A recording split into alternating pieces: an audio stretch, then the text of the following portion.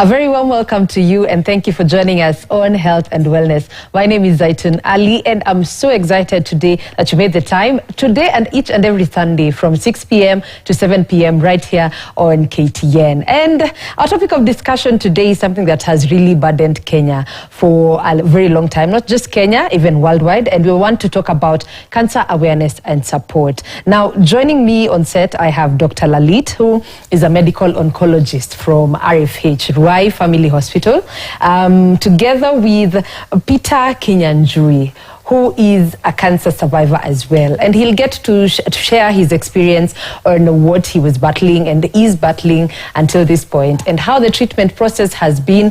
And in that matter, we also want to look at a few prevalence right here in Kenya, whereby we say, according to the Global Cancer Observatory in 2020, Kenya reported approximately 42,000 new cancer cases and 27,000 cancer-related deaths. So this means it's something that we need to highlight and talk about and just find a solution, if possible, to this burden. And karibu sana to the show. I'm so happy to have you, Dr. Lalit. Thank you so much. Peter, welcome. Thank you. And I can't wait to hear your experience and how you're just a conqueror in all this, you know.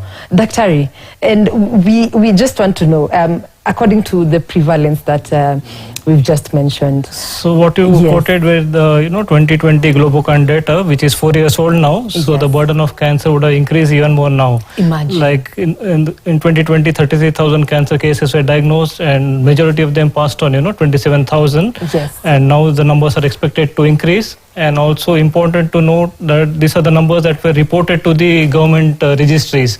There were so many patients that are not been part of this data. So you can imagine the burden of cancer. Yes. And coming to cancer, it is the third killer of people in Kenya. First being cardiovascular disease, followed by infectious disease, and third being cancer. Okay. And 70% of cancer patients come to the hospital when it is diagnosed very late, locally advanced or, stage 4 disease where cure is not possible. And it affects young people, the breadwinners of the family, 25 to 55 years, young people compared to the Western population. Yeah. And coming to the common cancer that we have, common cancers are in women, breast cancer, followed by cervical cancer, and prostate cancer in men. So these three cancers are the most common cancers in Kenya. Prostate, cervical. First is breast. Almost 16%, followed by cervical cancer, 12%, and then 8% is prostate cancer in men. And after that, there are like esophageal cancer, pancreatic cancers, leukemias, myelomas. So the same burden of disease that is reported we see in day-to-day practice also. Okay. And on that note, there is another finding, a research that a significant development in 2022 was actually launched of the National Cancer Control Strategy for 2023 to 2027. So now this comprehensive plan, they're saying, it outlines the strategies to address the rising burden of cancer, including early detection, treatment, and prevention. It also highlights the need for increased investment in cancer control and improved access to quality care. What can you say about this? So these are very important initiatives which the government is doing because screening definitely has proven to save lives. And when it comes to screening, we can screen 3 cancers. That is, you can detect early. One being breast cancer and cervical cancer in women. And third is prostate cancer in men by doing a simple blood test called PSA. So these 3 cancers can be screened in the general population. We can detect the cancer early. And when the cancer is detected early, the treatment is much simpler, simple treatment, and it can result in, long-term remission or cure for these patients. Yeah. So it is very important that, the government initiatives is carried on to the private space also, so that, screening is propagated through, like what we're discussing now. It's very important that the public is aware that, we can get screened for cancer. Okay, that makes sense. And at this point, Peter, I'd like to engage you. I'd like you to share your experience and just tell us which kind of cancer. Are you still battling with it or were battling with it? Both. Yes. Please just talk to us about your experience. I was and still, bearing in mind that I was diagnosed in 2019. And in 2022, I had a recurrence. And maybe I may need to tell you that I was diagnosed with a cancer that is known as nasopharyngeal cancer. Which one is this? that is somewhere behind the nose. And That affects until the throat? no, mostly it affected the back of my nose. I don't know where that part is. Okay, doctor. And one of the major signs was nose bleeding.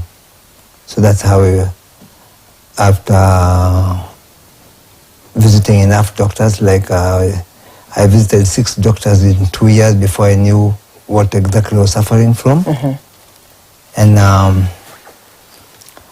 I was diagnosed in 2019, as I've told you. Yes. And we started treatment, and I got better. The whole of 2019 and 2020, 2021, because I finished treatment in 2019, July. So after that I was okay. When I went again to Daktari in 2022, there was a recurrence. There's something that I attribute to that, but I will not mention it here. And since that time, I've been in and out of hospital. I did a repeat treatment in 2022 that affected my hearing. I have something that is called tinnitus, that continuous ringing. You know how cricket, you know the cricket, that insect? Yes. The sound that they give. Yes. That I have that sound in and out, I mean day and night, until I got used to it. And after that I did that treatment, I didn't get better. Instead it became worse. Last year I went to India. I thought I would get better there. And of course I had some repeat chemotherapy and a repeat radiotherapy. And I went back again for review. It didn't get any better. But when I was living in India, they gave me a protocol. I came to Daktari with it. And when he looked at it, he advised that I get immunotherapy. So alongside the chemotherapy, I've been having immunotherapy for the last 1 year until October this year. Okay. So if I'm to count the number of cycles of chemotherapy that I've been through, they're about 34. And the immunotherapy, what does it entail? Sorry? The immunotherapy, what does it entail? What does it entail? Yeah. Let me start from the known to the unknown. Yes, kindly. Chemotherapy fights the disease. Yeah. When it's administered through the IV, it fights the disease. But immunotherapy arms the body to fight for itself. Okay. So that's the difference. But also, it's also administered the same way. The same as chemo. And I finished that in October this year. So I'm due for PET scan in January so that we can assess how well I've become. Yeah. Yes. But so far, how are you feeling? How has it been in terms of the treatment process? My body tells me that I'm good. You're feeling okay? And I'd even like to take you back even before the treatment and you being diagnosed. So what led to the diagnosis? What led to the diagnosis that I had some constant cough. Okay. That was not going away. And I may need to tell you at this point that I have lost 5 family members to cancer. Okay. From on my maternal side. So sorry about that. Well, it's part of this life. And I just lost my uncle to lung cancer in 2017. Okay. So when I started coughing, my cousins were like, hey, he's coughing like our dad. And of course, the thing that came into my mind was lung cancer. So I went to a hospital in the neighborhood that did an x-ray, and they said that they were seeing some things on the lungs. you don't know what that made me feel. Oh no. I remember I couldn't even drive home because I just saw death. And within 2 years, I had changed 6 doctors because most of them, they were attributing my coughing to TB. Yeah, the most probable cause. Yes, and it wasn't TB. Yeah. So when it advanced, I got a swelling somewhere behind my ear, right ear, and I started spitting blood. Even without coughing, I would just spit blood. I went to one of the leading hospitals in Nairobi. I was admitted and was being treated for something they were calling bronchiectasis. They took me to the theater and they admitted me for 5 days. Don't ask me how much I spent. Yeah. And after a week later, I started spitting blood again. Oh no. I went back to the doctor and told him, Daktari, what is this that we are treating and it's not getting me any better? He told me, we might have missed something. And this time, Daktari, I'm talking to Daktari, he is feeling crossword. Maybe he had his standard newspaper, I'm not sure. But he was feeling his crossword. Yeah. He didn't even raise his head to look at me. I asked him, Daktari, what is this that we are treating and it's not getting better? He was like, Kenyanjui, I need to take you back to the theater. We might have missed something. I asked him, we might have missed something, me and you, Daktari? I banged his door and left. And we'll actually come to that misdiagnosis factor. It's very common right here in Kenya, Daktari. And there are certain factors that I've captured from his conversation. So the diagnosis has been a challenge. The treatment process has also been a challenge economically. And right now, there's also recurrence. So clearly the burden is showing at these early stages. Could you address those factors? Definitely. You bring up a very valid point. The first step is, getting diagnosed for cancer. But that part itself is getting delayed for various factors.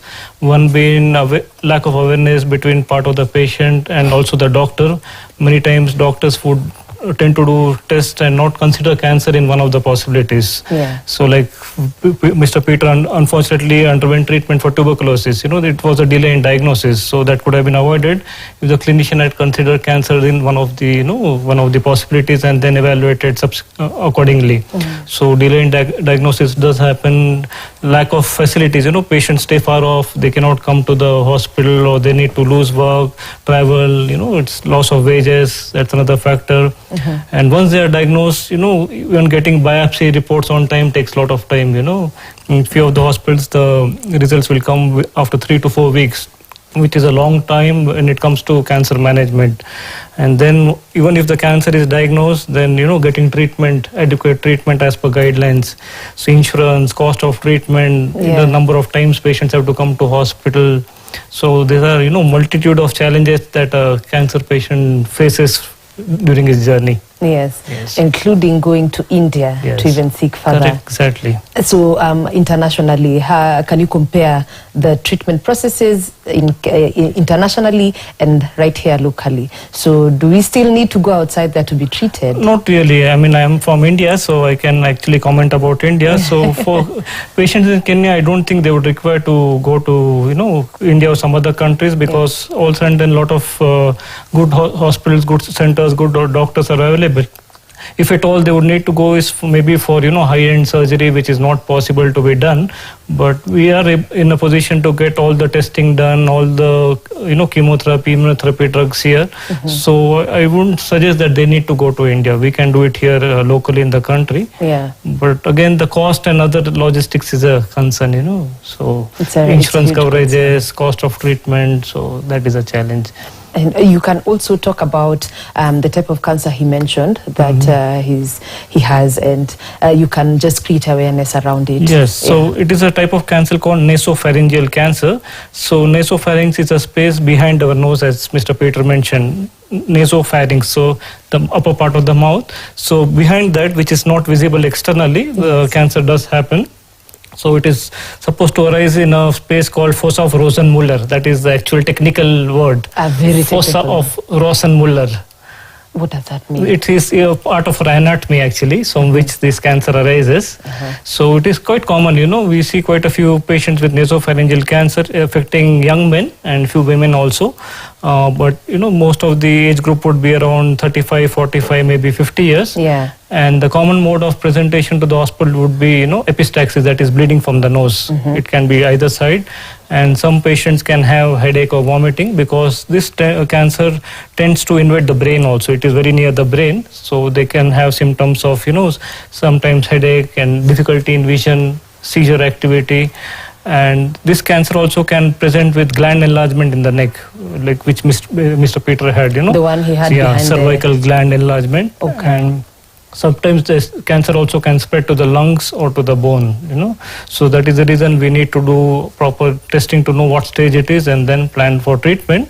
So fortunately, this cancer responds well to chemotherapy and radiotherapy. So if you diagnose the patient in time, high chances that they can have a good response. And to what extent do you now go to immunotherapy, as he mentioned? So immunotherapy options come when, the cancer has come back. Because many a time it happens that we cannot reuse the drugs that were used before because the cancer is resistant to those drugs. And also we cannot do radiotherapy again because the body has limited tolerance to radiotherapy. So we cannot do re-radiotherapy. So then we need to explore other chemotherapy drugs which have not been used before or use immunotherapy drugs. So these are drugs which, use the body's immune system to fight the cancer. So these are again injected intravenously and there are various, immunotherapy drugs that are available. So these are, newer types of cancer treatment that are supposed to have, good response and patients do well for a long time. And which stage were you in when it was diagnosed, Kinyanjui? You're ready to hear that? Yeah. It was stage 4B. So 4B is really extent. Yes. So most of the time this cancer presents at stage 3 or stage 4, So because there is a lot of space in the nose and, the symptoms become apparent only when it has expanded a lot, And by the time you see the doctor, it is already 3 or 4. It is very, very, very uncommon that you detect the cancer in stage 1 or stage 2. So it's always 3 or 4. And more commonly 4B, as Mr. Peter mentioned. And also Mr. Peter actually had a side effect from the treatment whereby the hearing was affected, like he mentioned. Can you talk about that? So few chemotherapy drugs, they commonly, they are called cisplatin. So it's commonly used or for treating this kind of cancer along with radiotherapy. It can affect the hearing. So it is very important for the oncologist to inform before starting any treatment, do any hearing test if required. Yeah. And hearing loss is more common in elderly people. And also if they're taking some other medicines that can affect the hearing. So like hearing loss can happen and tinnitus, that continuous ringing sound like the cricket sound that can happen, which can be very distressing emotionally for the patient. That can happen. And apart from that, there are few side effects. The drugs can affect the kidney, they can affect the hair, leading to hair loss, nausea, vomiting. They can cause bone marrow suppression. But these side effects might seem very fearsome, but there are good supportive treatment that we give before, during and after the treatment to prevent and reduce these side effects. So fearing these side effects, one should not fear the treatment, So this can be manageable. They can be manageable. Yes. And he mentioned the first time when he was diagnosed, the first thing that came to his mind was just death. So talk about the mortality rate and why does it have to be a death sentence? What are we doing to put in place to just demystify all this? So definitely the diagnosis of cancer is considered, it's feared in the society. They consider it as a death sentence. but it is definitely not so. Let me reassure all the audience listening to this program, because in the last 10-15 years there has been so much improvement in treatment, improvement in diagnostics. We have got very accurate diagnostics. We have got sophisticated radiology equipment like PET CT scans, and then improvement in treatment, chemotherapy options, immunotherapy options, good supportive care.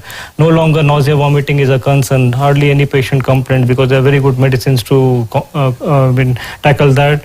If there is bone marrow suppression, we have growth factor injections to boost the count. So definitely I would say that it is no longer a death sentence. It's no longer. Okay, that makes sense. And as you're actually talking about the screening, diagnostic processes, treatment, how accessible are they even to the people at the grassroots? So screening is definitely, in bigger cities it's definitely accessible, but in the smaller towns I don't think there is a proper screening program or facilities that are available. Yeah. Because like we discussed earlier, there are 3 cancers that we can screen. 2 are in women, one is breast cancer and cervical cancer. For screening breast cancer, we require ultrasound or a mammogram facility in that healthcare facility. For cervical cancer, we require pap smear. We need to do a pap smear, which is a minor procedure done by the nurse. And the third cancer that can screen is prostate cancer by doing a blood test called PSA. So a screening center should have facilities to screen all these 3. And we require facilities to report. Once you take the sample, somebody has to report it. Yeah. And for mammogram and ultrasound, we require a radiographer or a radiologist to do the reporting. So these are all challenges. Okay. So that are very common in the rural areas. In bigger cities, most of the hospitals do conduct screening. Most of them do screening during the special months, like for prostate cancer, they would do it in November and Pink Awareness Month. Yeah. But I would say that screening is a 365-day process. You need to run it throughout the year. Any person comes, you screen them. Yeah. And then if they're having cancer, you then evaluate accordingly. Okay, and we'll come back to talk about the creating awareness and even just what causes and all the preventative measures that we're going to take. But even briefly before we take that break, can you just mention about is it hereditary? He mentioned so many of his family members also are diagnosed with the same, and he lost even others to cancer. So worldwide, the #1 culprit of cancer is tobacco. So tobacco in any form is linked to so many cancers, and that has been proven beyond doubt. So tobacco in cigarette form or chewable tobacco is, I would say, responsible for 85 to 90% of cancers. Second would be alcohol consumption. Third would be infections like HIV, human papillomavirus, hepatitis B, hepatitis C, Epstein-Barr virus, and so many other pathogens that are linked to cancer. Other factors like obesity, somebody being overweight, having poor diet, somebody exposed to ultraviolet radiation, they are predisposed to skin cancer. And then coming to genetic, few of the cancers can be genetic. So not all cancers are genetic, but I would say around 5 to 10% can be genetic. So that would entail taking a proper family history of cancer to know whether there is a genetic cause of the cancer. And commonly we see breast cancer, ovarian cancer, pancreatic cancer, prostate cancer, run in families. So in case, in the situation that there is a genetic possibility, then we do specialized testing to either confirm or, rule out the possibility of genetic cancer. Okay. So these are all the common causes of cancer that are there, and many of them are avoidable. You can stop tobacco, you can stop drinking, you can protect yourself from the skin, from ultraviolet radiation. And important thing that I forgot to mention is age is a risk factor that we cannot control. As the person's age increases, the risk of developing cancer increases because of lot of changes that happen in the body. Okay. And for me, I'd like to be positive with coming back after the break to now deal with the lifestyle changes that we need to put in place so that we can be able even to prevent this burden of cancer.